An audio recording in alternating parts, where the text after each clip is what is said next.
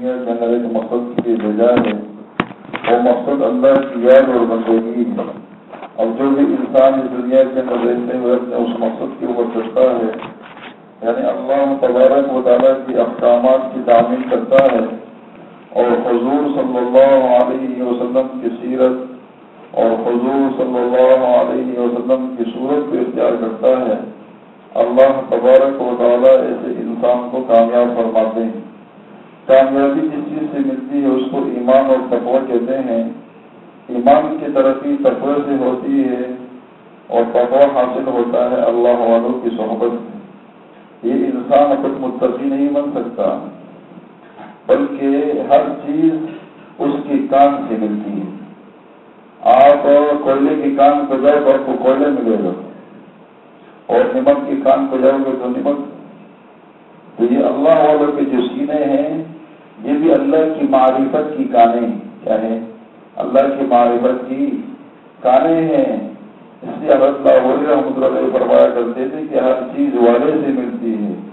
دودھ والے سے دودھ ملتا ہے، سبزی والے سے سبزی ملتی ہے، گوشت والے سے گوشت ملتا ہے، پھل والے سے پھل ملتا ہے، اور اللہ والے سے اللہ ملتا ہے۔ اس لیے کہ ذکر کی کثرت کا اثر ہے، جب انسان کسی ذائقے کے پاس کرتا ہے تو خود اس کا دل اس کی طرف متوجہ ہوتا ہے۔ اس لیے ہمارے حضرت شیخ رحمۃ اللہ علیہ فرمایا کرتے تھے کہ تم اتنا ذکر کرو، اتنی ذکر کی کثرت کرو کہ ذکر کے نور سے جب تمہارا دل روشن ہو جائے، اس روشنی کے اثرات تمہارے چہرے سے منتقل ہو۔ اور فرمایا کہ جب تم جس جگہ پر بیٹھو تو فرمایا کہ وہ جگہ اس ذکر کی نور کی وجہ سے تمہارے وجود کو روشن کرے گی، تو اس کے بعد اس جگہ روشن ہو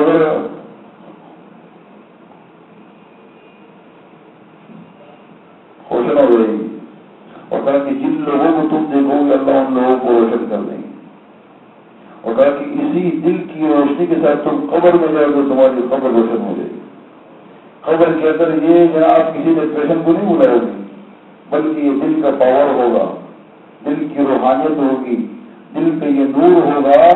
جس بندے کا دل جتنا نورانی ہوگا اس کی قبر اتنی نورانی ہوگی۔ آج تو ہمارے دل کے اندر ہمیں اپنا آپ نظر نہیں آتا، تو اس کے اندر ہمیں شام کے چوہے نظر آئیں گے، اور کچھ نہیں نظر آئے گا، اس لیے کہ ہماری نفسانی خواہشات اتنی ہیں جو ہمیں اس طرف لے کے جا رہی ہے۔ تو ذکر کی کثرت کی وجہ سے انسان کی نفسانی خواہشات ختم ہوتی ہیں، اور اس کے اوپر اس بندے کا اپنے اللہ جو ہمارا مالک اور خالق ہے، اس ذات عالی کے یقین اس کے دل میں پیدا ہو جاتا ہے۔ دنیا سے مسائل کی جتنے بھی دنیا کے مسائل ہیں، جب یہ اس کی طرف آتے ہیں، جو دیکھنے والا ہے مسائل کا وہ کون ہے؟ اللہ کی ذات ہے، اللہ کی ذات عالی ہے۔ تو اس بندے کی توجہ ڈائریکٹ اللہ کی ذات پہ جاتی ہے۔ اس لیے ہمارے مشائخ فرماتے ہیں یہ اللہ والے جو ہے یہ تو بیٹھے تو ہے فرش پہ، نگاہ ان کی کہاں ہے؟ عرش پہ۔ تو نگاہ ان کی عرش پہ ہوتی ہے، تو بعض لوگ کہتے ہیں کہ زمینوں کے فیصلوں سے ان کی وجود پہ اثر نہیں ہوتا، اس لیے کہ یہ جہاں سے فیصلے آتے ہیں نگاہوں کی وہاں ہوتی ہے۔ رسول اللہ صلی اللہ علیہ وسلم کی ذات عالی، آپ ایک غزوے سے آ رہے ہیں، دوپہر میں آرام فرما رہے ہیں، ایک کافر کو موقع ملا، اس نے کہا بڑی بڑا موقع ہے کہ آپ کی تلوار کے اوپر لٹکی ہوئی ہے اس درخت کی ٹہنی پہ، تو آپ نے اس تلوار کو اس نیام سے جب کھینچا تو رسول اللہ صلی اللہ علیہ وسلم کی آنکھ کھلی کہ نہیں کھلی؟ ایسی آپ علیہ السلام فرماتا نام و آئینہ یا ولا نام و قلب، اگرچہ میری سر کی آنکھیں سوتی ہے لیکن دل کی آنکھیں نہیں سوتی ہیں۔ جب اس نے وہ تلوار سونچی اس نے کہا بتا من یمنعک منی یا محمد صلی اللہ علیہ وسلم، اے محمد صلی اللہ علیہ وسلم تم کو مجھ سے کون بچا سکتا ہے؟ اب بتاؤ زمین کے حالات تو مخالف ہے کہ نہیں؟ دشمن سر پہ جو ہے، لیکن چونکہ ان کو معرفت اتنی اعلیٰ ہے کہ جو معرفت رسول اللہ صلی اللہ علیہ وسلم کی کسی اور کی ہے، تو آپ نے کیا فرمایا؟ جو تعلق ہے زبان سے، جو دنیا کے اندر جس سے تعلق ہے زبان بھی اس کا ترانہ ہوگا، آپ کا دل اس کا ٹھکانہ ہوگا، اور قبر میں جاؤ گے تو اس دل کی وہ ترانے کا اثر آپ کو زبان پہ آئے گا۔ تو رسول اللہ صلی اللہ علیہ وسلم نے آپ نے فرمایا کہ اللہ کیا درد لگے تو اللہ کا ہاتھ اس کے ہاتھ سے تلوار گری کی نہیں کی۔ وہ حالات جو مخالف تھے وہ موافق ہوئے کہ نہیں ہوئے؟ اب اس سے پوچھو کہ بتاؤ تم کو مجھ سے کون بجا تھا؟ وہ بیٹا مذاکرہ کر رہا تھا جب سر کوئی بڑھتی ہے تو پھر مسلمانوں کی جوتوں میں کفری طاقتیں آتی ہیں، لیکن مسلمان جب مسلمانی پہ آتا ہے، مسلمان کی تعریف کیا ہے؟ المسلم من سلم المسلمون من لسانه ويده، مسلمان وہ ہے کہ جس کے ہاتھ اور زبان سے کسی اور مسلمان کو تکلیف نہ ہو۔ آج ہمارے ہاتھوں سے کتنی تکالیف ہو رہی کہ نہیں ہوئی؟ آج ہماری زبانوں سے کتنی تکالیف ہو رہی کہ نہیں ہو رہی؟ ہم کسی کو چوری میں غلط سے دیکھتے ہیں، کسی کی غیبتیں کرتے ہیں، کسی پہ بہتان باندھتے ہیں، کسی کی طرف حقارت کا اشارہ کرتے ہیں ہاتھ کی وجہ سے، کسی کو ہاتھ سے تکلیف پہنچاتے ہیں۔ تو یہ ہماری ایمان جو ہے اس ایمان کے اندر نقص کیا ہے؟ اس ایمان کے اندر نقص ہوتا ہے، اس لیے کہ باری باری کو برداشت نہیں کر سکتا، ایک پارٹنر دوسرے پارٹنر کو برداشت نہیں کر سکتا۔ یہ اللہ کا ایک نظام ہے کہ جب اللہ پاک بندے پہ نعمتیں زیادہ کر دیتے ہیں نا تو یہ سرکشی شروع کر دیتے ہیں۔ کیا کر دیتے ہیں؟ سرکشی شروع کر دیتے ہیں۔ جو نعمتیں آج اللہ پاک نے ہمیں دی ہے، یہ نعمتیں ہمارے والدین کے ساتھ تھی، ان کے والدین کے ساتھ تھی نہیں تھی، لیکن وہ ہم سے زیادہ شکر گزار تھے۔ کیا تھے؟ وہ ہم سے زیادہ شکر گزار تھے، اس لیے کہ ایک کمانے والا تو 100 کھانے والے تھے یا 10 کھانے والے تھے۔ آج گھر میں 10 کے 10 افراد رہے، 10 کے 10 کما رہے ہیں، پھر بھی کسی پورا نہیں ہوتا تو پورے کی سب اسی کی ناشکری بڑھ گئی۔ تو ایک تو یہ کہ اللہ اس زبان کو اللہ کے نام کے ترانے کا عادی بناؤ۔ جب تک یہ زبان سے ہم ذکر نہیں کریں گے، یہ بنیاد ہے، یہ کیا ہے؟ یہ بنیاد ہے۔ اس لیے رسول اللہ صلی اللہ علیہ وسلم نے فرمایا کہ اپنے زبان کو اللہ کے ذکر سے تر رکھو۔ کیا کہو؟ اپنی زبان کو اللہ کے ذکر سے تر رکھو۔ جب یہ انسان اس کو یاد کرتا ہے، اللہ کا نام لیتا ہے، تو اس ذکر کی وجہ سے، اس یاد کی وجہ سے انسان کا یہ دل اللہ کا مسکن بن جاتا ہے۔ کیا بن جاتا ہے؟ اللہ کا مسکن بن جاتا ہے۔ کہ ہمارے مشائخ نے اس پہ محنتیں کی ہے۔ کیا ہے؟ محنتیں کی ہے، اپنے آپ کو پہلے بنایا ہے۔ ہم اپنے آپ کو نہیں بناتے ہیں، اپنے اوپر محنت نہیں کرتے ہیں، ذرا سے کچھ کیفیت دیکھ لیتے ہیں تو بس جو ہے چمکادہ جو ہے وہ الٹا ہو جاتا ہے، وہ چھتے سو کو کٹا کے نہ ٹانگیں اوپر کر کے آسمان مٹی کر رہے سوئی آسمان کو میں نے روکا ہوا ہے۔ جب اس کی بڑی شیطانی وہ سو آتا ہے پھر اس کو پتہ لگ جاتا ہے کہ آسمان ہمانو ٹھیک کرے بس ٹھیک ہے۔ تو اس لیے ذکر کے اندر ایسے وساوس بھی آتے ہیں، کیا آتے ہیں؟ وساوس بھی آتے ہیں، اپنے ذات کے بارے میں بھی آتے ہیں، ساتھیوں کے بارے میں بھی آتے ہیں۔ تو نفس اور شیطان جو ہے یہ ساتھ لگے ہوئے ہیں۔ کیا ہے؟ یہ ساتھ لگے ہوئے ہیں، اور ایک وزیر داخلہ ہے، ایک وزیر خارجہ ہے۔ کیا ہے؟ ایک وزیر خارجہ ہے اور یہ دل بادشاہ ہے۔ کیا ہے؟ دل بادشاہ ہے، یہ دونوں اس کے وزیر ہیں۔ اندر سے نفس وزیر داخلہ ہے اور شیطان وزیر خارجہ ہے، دونوں خبر اللہ کے اس کو دیتا ہے، اس کو دیتا ہے، اس دل کو دیتا ہے۔ اور دل جب تک جو بنا نہیں ہوتا ہے نا، جو عاقل حاکم ہوتا ہے نا، عاقل حکمران، وہ جب کسی وزیر کی بات بھی سنتا ہے نا تو بہت گہری نظر سے اس کو سوچتا ہے۔ کیا کرتا ہے؟ سوچتا ہے آیا اس بات کے اندر وزن بھی ہے کہ نہیں، اس کی یہ بات فیصلے کے قابل بھی ہے کہ نہیں ہے، آیا یہ بات میرے ذات کے لیے کتنی اہم ہے اور میرے رعایت کے لیے کتنے اہم ہے۔ جب وہ اس کو پرکھنا شروع کر دیتا ہے تو پرکھ اس وقت رہتی ہے جب اس دل کی آنکھیں پوری ہو۔ کیا ہو؟ آج دنیا کے حکمران بھی آنکھوں سے نابینا ہے تو آج ہمارا دل بھی آنکھوں سے نابینا ہے۔ کیا ہے؟ آج ہمارا دل بھی آنکھوں سے نابینا ہے۔ مسلمانوں کے حکمران کون سے کرتے کیا ہے؟ اسی کے دل کے اعتبار سے نابینا ہے۔ فإنها لا تعمى الأبصار ولكن تعمى القلوب التي في الصدور، یہ اندھپن جو ہے یہ سر کی آنکھوں کے اعتبار سے نہیں ہے، ولا فإنها لا تعمى الأبصار ولكن تعمى القلوب التي في الصدور، یہ اندھپن جو ہے یہ دلوں کی آنکھوں کے اعتبار سے، کس کے اعتبار سے؟ سب کے دل بند، سب کے دل کی آنکھیں بند ہے، اور یہ مجلسیں جو ہے یہ دل کی آنکھوں کی کھولنے کا ذریعہ ہے۔ کیا ہے؟ دلوں کی آنکھوں کھولنے کا یہ ذریعہ ہے۔ جب تک ہم اپنی دل کی آنکھیں نہیں کھولیں گے تو ہم نیکی اور بدی کے اندر تمیز نہیں کر سکیں گے، ہم اچھائی اور برائی کے اندر ہم تمیز نہیں کر سکیں گے، ہم اپنے اور پرائے کے اندر ہم تمیز نہیں کر سکیں گے جب تک ہمارے دل کی آنکھیں نہیں کھلی ہوں گی۔ اور اس ذکر کی برکت کی وجہ سے اللہ تبارک و تعالیٰ انسان کے دل کی بڑائی کو بحال کرتے ہیں۔ آج ہم دین کا کام تو کرتے ہیں لیکن وہ بصیرت سے نہیں کرتے ہیں، بصارت سے کرتے ہیں۔ اسے کرتے ہیں بصارت سے کرتے ہیں، تو ہر کام بصیرت سے کرو۔ رسول اللہ صلی اللہ علیہ وسلم نے جتنی بھی کام کیے ہیں سارے بصیرت سے کیے ہیں، بصارت سے نہیں کیے ہیں۔ صحابہ کی دلوں پر محنتیں کی ہے، ان کی دل کی آنکھوں کو کھولا ہے۔ پوری دنیا جو ان کے قدموں میں آئی ہے انہوں نے اپنی دلوں کا علاج کیا۔ کیا کیا ہے؟ اپنی دلوں پہ محنت کی ہے۔ آج مسلمان جو پوری دنیا کے اندر پسپا ہے، انہوں نے اپنی دلوں کی آنکھوں کو بند کر دیا۔ گناہوں کے اثرات کتنے ہیں؟ آج ہر بندہ اپنی نوعیت کی اعتبار سے گناہ میں مبتلا ہے کہ نہیں؟ وہ ہمارے مشاہد سے حضرت شیخ مولوی بسائی رحمۃ اللہ علیہ فرماتے ہیں، اس امت میں ایسے لوگ گزرے ہیں، اس امت کے اندر کسی دوسری امت میں نہیں، ایسے اللہ کے دوست گزرے ہیں کہ 40 سال تک فرشتوں کو ان کی گناہ لکھنے کا موقع نہیں ملا۔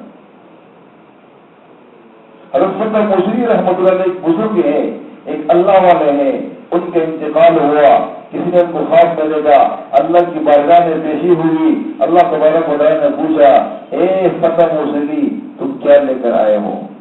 تاکہ حضرت خاموش پڑے رہے۔ تو اللہ تبارک و تعالیٰ نے فرمایا، اے فتح موسوی 40 سال تک تمہارا نامہ اعمال میرے بارگاہ میں پیش ہوتا رہا اور میں نے اس میں کوئی خطا نہیں پائی، جاؤ ہم تم سے راضی۔ ایسی زندگی گزار کے گئے ہیں، ایسی زندگی گزار کے گئے ہیں۔ آج ہماری کون سی زندگی ہے؟ آج ہماری زندگی کی ہر سانس، ہر لمحہ، ہر نظر یہ برائیوں کے اندر مبتلا ہے، یہ گناہوں کے اندر مبتلا ہے، یہ زنگ آلود ہے۔ ایسے اعمال کی نجات نہیں ہوتی تو اللہ سے عافیت مانگے۔ کیا مانگے؟ کم سے کم حسرت تو ہونی چاہیے۔ آپ کا ایک ساتھی محنت کرتا ہے، آپ یہ دعا کر سکتے ہو کہ یا اللہ اس عمل کے اندر مزید اضافہ عطا فرما، اور اس کے اس عمل کو 4 چاند لگا دے، اور یا اللہ یہ عمل جو کر رہا ہے یہ کر رہا ہے اس کی توفیق مجھے بھی عطا فرما۔ حضرت شیخ زکریا صاحب رحمۃ اللہ علیہ نے ایک واقعہ نقل کیا ہے اس سے کہ امام احمد بن حنبل رحمۃ اللہ علیہ کے زمانے کے اندر ایک لوہار کا جس کا نام صالح بن حداد رحمۃ اللہ علیہ، کون تھا؟ حضرت صالح بن حداد رحمۃ اللہ علیہ، جب امام احمد بن حنبل رحمۃ اللہ پڑوسی ہیں، جب وہ اپنے گھر کی چھت پہ کھڑے ہوتے، رات کو نمازوں کے اندر وہ قرآن مجید کی تلاوت کرتے، اللہ سے ہم کلام ہوتے، تو شخص اس کو یوں دیکھتا، صالح بن حداد رحمۃ اللہ علیہ حسرت سے اس کو دیکھتا کہ اللہ اگر میرے پیٹھ پہ یہ اولاد کا بوجھ نہ ہوتا اور میری یہ غربت نہ ہوتی، میں سارا دن لوہا کودتا ہوں، اس لوہے کی کودنے کی وجہ سے میرا جسم ٹوٹ جاتا ہے اور میرے اندر ہمت نہیں ہے، یا اللہ اگر میرا یہ بوجھ کم ہوتا تو میں بھی امام احمد بن حنبل رحمۃ اللہ علیہ کی طرح آپ کے سامنے کھڑا ہوتا۔ پھر انتقال ہوا دونوں کا، اس وقت کے ایک بڑے محدث نے خواب میں دیکھا کہ وہ صالح بن حداد رحمۃ اللہ علیہ ایک لوہار ہے، اس کو دنیا میں کوئی نہیں جانتا، ایک دکان کے اندر چھوٹی سی دکان ہے، لوہا کودتا ہے، لیکن اس نے دیکھا کہ اس کا وہ مقام امام احمد بن حنبل رحمۃ اللہ علیہ سے ایک درجہ نیچے، کیا ہے؟ ایک درجہ نیچے ہے۔ جا کے اس علاقے میں پوچھا کہ یہ صالح بن حداد کون ہے، تو بتایا کہ ان کے گھر تک پہنچایا، پھر ان کی گھر والی سے پردے میں پوچھا کہ امام احمد بن حنبل رحمۃ اللہ تو وہ شخصیت تھی کہ جو بادشاہ کے خلاف مقابلے ہوئے، ان کے مقابلے پہ آیا اور قرآن کی مخلوق ہونے کے نا اس مسئلے پہ انہوں نے کہا کہ یہ مخلوق نہیں، اس مسئلے کو انہوں نے اٹھایا اور پھر ان کے جنازہ جیل سے نکلا. انہوں نے اتنی قربانیاں دی ہے کہ ان کے جنازے کو دیکھ کر 20,000 عیسائی اور یہودی مسلمان ہوئے. تو اس شخص کے دل کے اندر کتنا نور ہوگا کہ جن کے جنازے کو دیکھ کر 20,000 یہودی اور عیسائی مسلمان ہو رہے ہیں، تو ان کا دل کتنا نورانی ہوگا. انہوں نے اپنی زندگی میں کتنے لوگوں کو مسلمان کیا ہوگا کہ جس کے جنازے کو دیکھ کے اتنے لوگ مسلمان ہو رہے ہیں. ان کا دل اتنا روحانی اللہ کی معرفت سے بھرا ہوا. اور یہ شخص اس دن پر جدید ہے، یہ تو سارا دن لوہا پوچھتا ہے. ان کی گھر والے سے بڑھتے ہوئے پوچھا کہ اس کا کیا عمل ہے. اس سے تو کوئی عمل نہیں ہے، اس میں کوئی نہ کوئی عمل تو ہوگا کہ اللہ نے اس کو اتنی قبولیت دی ہے. فرمایا کہ 2 عمل ہیں چھوٹے سے. ایک وہ عمل تھا کہ جب یہ رات کو گھر پہ آتا اور امام احمد بن حنبل رحمۃ اللہ علیہ کو یہ اس چھت پہ جب تک پڑوس کی چھت پہ کہ وہ اللہ کے سامنے کھڑا ہے، مناجات کر رہا ہے اور قرآن مجید کی تلاوت کر رہا ہے، اللہ سے ہم کلام ہو رہا ہے، تو یہ ایک آہ بڑھتا، ایک ٹھنڈی آہ بڑھتا سولے ہوئے کو کاش کہ میرے اوپر جو بوجھ ہے اولاد کا اور یہ کام کا اگر یہ کم ہوتا تو میں بھی اپنے وقت کو اسی عبادت میں صرف کرتا. لیکن میں لوہا کودتے کودتے میرا جسم ٹوٹ جاتا ہے، میرے اندر اٹھنے کی ہمت نہیں ہوتی. اس لیے کیا حسرت، یہ حسرت انسان کو آگے تک پہنچا دیتی ہے. اور دوسرا اس نے کہا کہ جب یہ لوہا کودتا ہے، لوہا گرم ہوتا ہے اور یہ ہتھوڑا ہوتا ہے، کتنا بڑا ہتھوڑا ہوتا ہے تو کتنی جو تک لے کے جاتا ہے. اور جب یہ آگے لانے کے لیے آدھی طاقت اس نے صرف کی ہے، لیکن ابھی اس نے اللہ کی منادی اور مؤذن اذان دیتا ہے اللہ اکبر. جب یہ اس اذان کی صدا اپنے کانوں سے سنتا ہے تو یہ ہتھوڑا پیچھے جاتا ہے، آگے نہیں آتا. اللہ کے نام کا احترام کرتا ہے.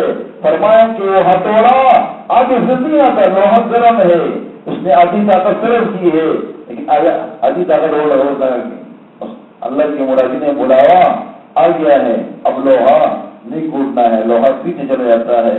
یہ 2 چھوٹے سے عمل ہے، ظاہر میں ہماری نظر میں، انسانوں کی نظر میں، مخلوق کی نظر میں یہ چھوٹے سے عمل ہے، لیکن اللہ کی نگاہ میں سب سے بڑا عمل ہے. کسی عمل کو چھوٹا نہ سمجھے، کسی عمل کو چھوٹے نہ سمجھے. وقت امام ہے، امام غزالی رحمۃ اللہ علیہ، امام غزالی رحمۃ اللہ علیہ، آپ کا انتقال ہوا، کتنے بڑے عالم تھے، دنیا کو کتنے خیرے پہنچے آپ کے علوم سے. جب ان کا انتقال ہوا کسی نے ان کو خواب میں دیکھا، کسی بزرگ نے ان کو خواب میں دیکھا، ان سے کہا کہ حضرت کیا معاملہ ہوا. امام غزالی رحمۃ اللہ علیہ فرمانے لگے کہ اللہ نے بخش دیا، کیسے آپ نے علم پڑھا. اور وہ جب علم میں نے پڑھا تو جو مجھ سے سوال ہو کیا لے کے آؤ، میں نے کہا باری تبارک و تعالی آپ کا علم پڑھا اور پڑھایا. تو وہاں سے ارشاد ہوا کہ تم نے اپنے ذوق کو پورا کیا. کیا کیا ہے؟ جو علم پڑھتا ہے وہ چاہتا ہے کہ میں اس کو پڑھاؤں، میرے لیے کیا لے کر آیا ہوں، مال دے کر ہو، تاکہ میں خاموش رہا. میں خاموش رہا تاکہ پھر ارشاد ہوا کہ غزالی تمہارا ایک عمل ہماری بارگاہ میں مقبول ہے. کیا ہے؟ ایک چھوٹا سا عمل ہے، ظاہر میں وہ چھوٹا ہے لیکن اللہ کی نگاہ میں وہ بڑا ہے. وہ چھوٹا عمل کیا ہے کہ ایک وقت آپ لکھ رہے تھے قلم سے، اس زمانے میں اس یعنی والے قلم ہوتے تھے، اس کو لکھ، اس قلم کو لگا کے دوات میں بھی لکھتے تھے. تو فرمایا کہ آپ لکھ رہے تھے اور ایک پیاسی مکھیا کے آپ کی قلم کی نوک کے اوپر بیٹھی اور وہ پیاسی تھی، وہ سیاہی کو چوسنے لگی. آپ نے اس قلم کو جنبش نہیں دی، اس کو حرکت نہیں دی. آپ کے دل میں ایک رحم کا ماتا آیا کہ ایک ضعیف مخلوق ہے اور یہ پیاسی ہے، اس کو سیراب ہونے دو. کیا ہے؟ اس کو سیراب ہونے دو. تو اپنے قلم کو جنبش نہیں دی، حرکت اس کو نہیں دی تاکہ وہ پکی سیراب ہو کے وہ دی. تو کہا جاؤ غزالی، تم نے ہمارے ایک ضعیف مخلوق پر رحم کیا ہے، ہم تمہارے اوپر رحم کرتے ہیں، ہم نے تمہیں بخش دیا. ایک چھوٹا سا عمل کیا ہے؟ ایک چھوٹا سا عمل. دوسری یہ کہ چھوٹے سے عمل کو نہیں چھوڑنا چاہیے. تو ہر عمل کو جو اخلاص سے کیا ہوا ہوتا ہے وہ اللہ کی نگاہ میں بڑا ہوتا ہے. کیا ہوتا ہے؟ وہ اللہ کی نظر میں بڑا ہوتا ہے. تو اپنے عمل کا محاسبہ کریں. کیا کریں؟ ہم جو آتے ہیں کس کی آتے ہیں؟